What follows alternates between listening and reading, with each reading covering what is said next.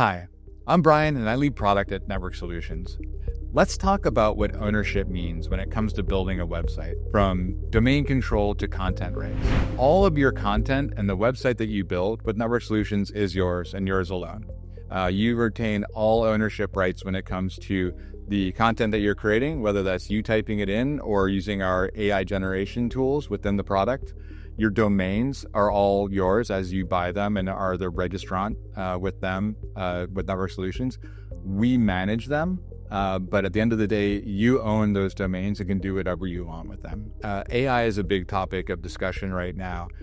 All of the content that you create for your website and use on your website is yours and yours alone, and we do not use AI to train against it or try to use that to, create other websites aside from your own. Hopefully that answers any questions that you have about ownership and your rights when you build a website with Network Solutions. If you have any questions at all, please leave a comment below or reach out to us directly.